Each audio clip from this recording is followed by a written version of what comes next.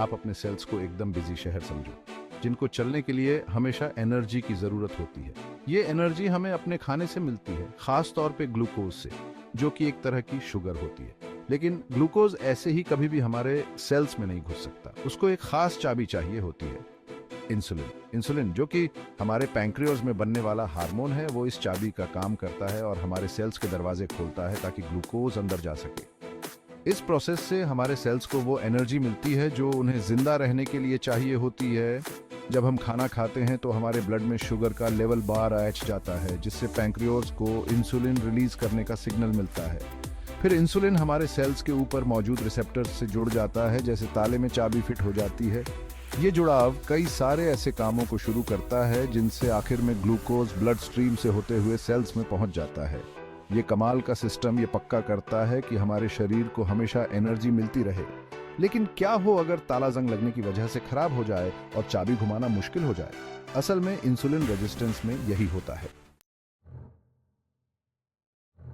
Insulin resistance एक ऐसी condition है जिसमें हमारे सेल्स धीरे धीरे इंसुलिन के असर के प्रति कम संवेदनशील हो जाते हैं। यह ऐसा है जैसे आपके पास एक चाबी है जो अब ताले में पूरी तरह से फिट नहीं होती। पैंक्रियाज इंसुलिन तो बनाता है, लेकिन सेल्स उस पर पहले जैसा असर नहीं दिखाते, जिससे ब्लड स्ट्रीम में ग्लूकोज जमा होने लगता है। ये रेजिस्टेंस धीरे धीरे बढ़ता है और अक्सर सालों में होता है। शुरू में पैंक्रियाज इस रेजिस्टेंस को कम करने और ब्लड शुगर के लेवल को नॉर्मल बनाए रखने के लिए जोरदार इंसुलिन बनाकर इसकी भरपाई करता है। हालांकि समय के साथ पैंक्रियाज इस जरूरत को पूरा नहीं कर पाता, जिससे ब्लड शुगर का लेवल हमेशा के लिए आच जाता है, जो टाइप 2 डायबिटीज की पहचान है। इंसुलिन रेजिस्टेंस एक जटिल कंडीशन है जिसके कई कारण हो सकते हैं, जैसे जेनेटिक्स, लाइफस्टाइल, हार्मोनल इंबैलेंस और कुछ मेडिकल कंडीशंस। टाइप 2 डायबिटीज से बचाव और उसको मैनेज करने के लिए इन कारणों को समझना बहुत जरूरी है। हमारे जीन्स इंसुलिन रेजिस्टेंस के प्रति हमारी सेंसिटिविटी में बहुत बड़ा रोल निभाते हैं। जिस तरह हमें अपने माता पिता से आंखों का रंग और हाइट मिलती है, उसी तरह हमें कुछ हेल्थ कंडीशंस की आशंका भी विरासत में मिलती है, जिसमें इंसुलिन रेजिस्टेंस भी शामिल है। कुछ जीन्स इस बात पर असर डालते हैं कि हमारा शरीर इंसुलिन कैसे बनाता है और उसका इस्तेमाल कैसे करता है। अगर हमें अपने माता पिता से इन जीन्स में बदलाव मिलते हैं तो हमारे सेल्स शुरू से ही इंसुलिन के प्रति कम संवेदनशील हो सकते हैं। इस जेनेटिक आशंका का मतलब ये नहीं है कि हमें इंसुलिन रेजिस्टेंस जरूर होगा, लेकिन इससे इसका खतरा ब्याज जाता है। जेनेटिक आशंका का पता लगाने के लिए फैमिली हिस्ट्री अक्सर एक मजबूत संकेत होती है। अगर आपके करीबी परिवार के सदस्यों को इंसुलिन रेजिस्टेंस, टाइप 2 डायबिटीज या दूसरी मेटाबॉलिक बीमारियों की हिस्ट्री रही है, तो इस बढ़ते हुए खतरे के बारे में पता होना बहुत जरूरी है। जीन्स नींव रखते हैं, लेकिन हमारी लाइफस्टाइल मेटाबॉलिक हेल्थ को बनाती है।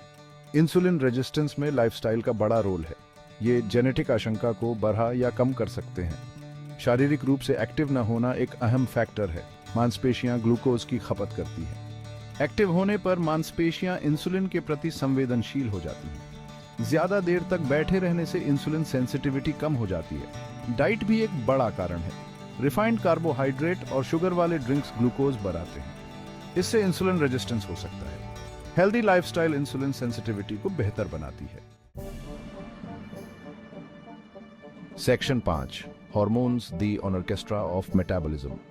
हमारा एंडोक्राइन सिस्टम ग्रंथियों का एक जटिल नेटवर्क है जो हार्मोन्स बनाते हैं और मेटाबॉलिज्म समेत शरीर के कई कामों को कंट्रोल करने में बहुत बड़ा रोल निभाता है। हार्मोनल इंबैलेंस इस नाजुक संतुलन को बिगाड़ सकता है, जिससे इंसुलिन रेजिस्टेंस हो सकता है। ऐसा ही एक हार्मोन है कोर्टिसोल, जिसे अक्सर स्ट्रेस हार्मोन कहा जाता है। हालांकि कोर्टिसोल हमारे शरीर के स्ट्रेस रिस्पांस में बहुत अहम रोल निभाता है, लेकिन लंबे समय तक कोर्टिसोल का लेवल बढ़ने से, जो अक्सर लंबे समय तक स्ट्रेस में रहने पर होता है, इंसुलिन के काम में रुकावट आ सकती है, जिससे इंसुलिन रेजिस्टेंस हो सकता है।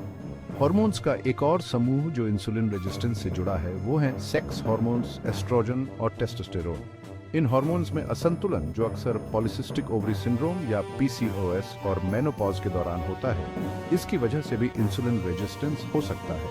इंसुलिन रेजिस्टेंस में हार्मोन्स के रोल को समझने से स्ट्रेस मैनेजमेंट, हार्मोनल इंबैलेंस को दूर करने और मेटाबॉलिक हेल्थ के लिए पूरी तरह से देखभाल करने की अहमियत का पता चलता है।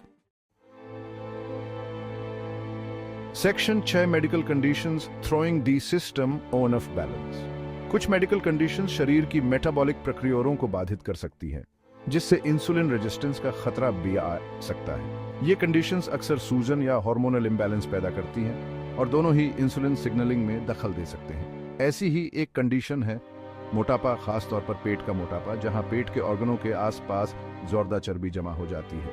ये विसरल फैट मेटाबॉलिकली जोरदा एक्टिव होता है और ये ऐसे पदार्थ छोड़ता है जिनसे सूजन होती है और इंसुलिन रेजिस्टेंस हो सकता है। इंसुलिन रेजिस्टेंस से जुड़ी दूसरी कंडीशंस में शामिल हैं जेस्टेशनल डायबिटीज, एक तरह का डायबिटीज जो प्रेगनेंसी के दौरान होता है। Non alcoholic fatty liver disease या NAFLD एक ऐसी कंडीशन जिसमें लिवर में फैट जमा हो जाता है, जिससे इसका काम बिगड़ जाता है। और पॉलिसिस्टिक ओवरी सिंड्रोम या PCOS एक हार्मोनल बीमारी है जो प्रजनन आयु की महिलाओं को प्रभावित करती है। इंसुलिन रेजिस्टेंस को मैनेज करने और टाइप 2 डायबिटीज के खतरे को कम करने के लिए इन मेडिकल कंडीशंस का इलाज करना बहुत जरूरी है।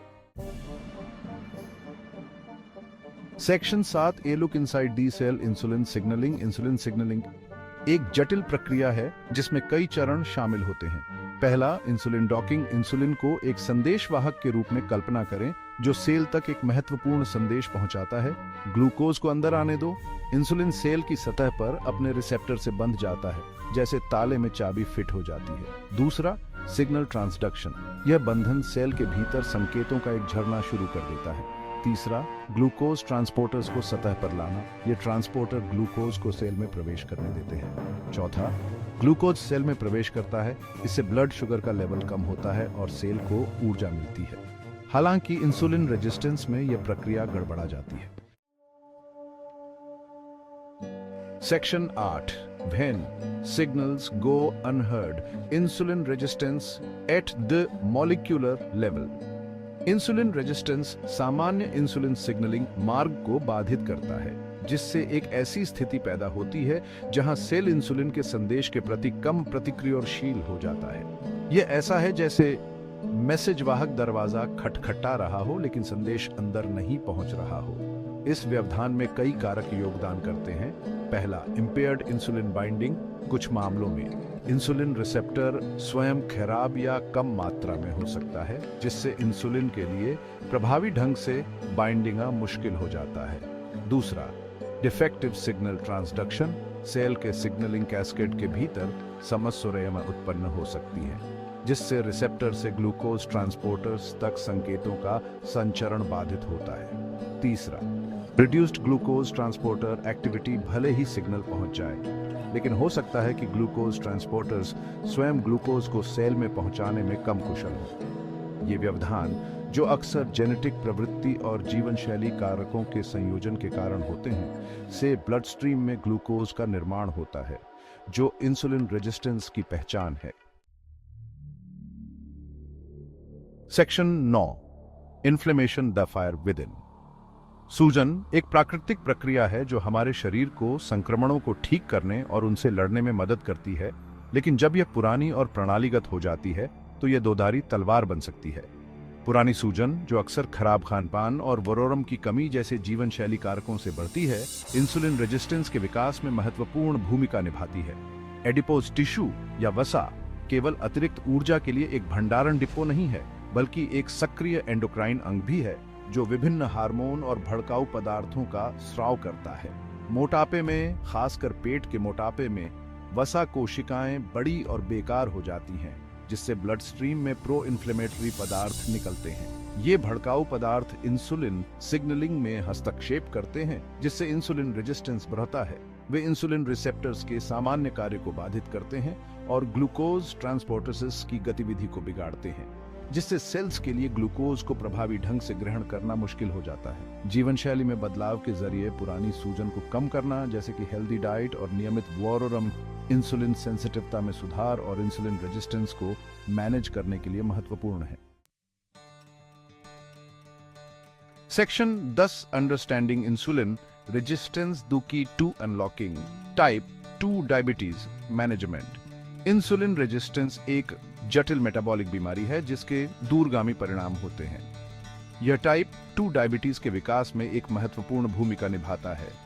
जब इंसुलिन रेजिस्टेंस बना रहता है तो पैंक्रियाज ज्यादा इंसुलिन का उत्पादन करने के लिए ओवर टाइम काम करता है। समय के साथ पैंक्रियाज मांग के अनुसार काम नहीं कर पाता है। यह गिरावट चल रहे इंसुलिन रेजिस्टेंस के साथ मिलकर ब्लड शुगर के लेवल को लंबे समय तक बढ़ा देती है। इंसुलिन रेजिस्टेंस को समझना व्यक्तियों को उनके मेटाबॉलिक स्वास्थ्य पर नियंत्रण करने के लिए सशक्त बनाने के बारे में है। जीवन शैली में बदलाव जैसे कि नियमित शारीरिक गतिविधि, संतुलित आहार, स्ट्रेस मैनेजमेंट और पर्याप्त नींद इंसुलिन रेजिस्टेंस को रोकने और उसका प्रबंधन करने की आधारशिला है। जरूरत पड़ने पर मेडिकल मैनेजमेंट के साथ ये हस्तक्षेप इंसुलिन संवेदनशीलता में सुधार कर सकते हैं और एक स्वस्थ भविष्य का मार्ग प्रशस्त कर सकते हैं।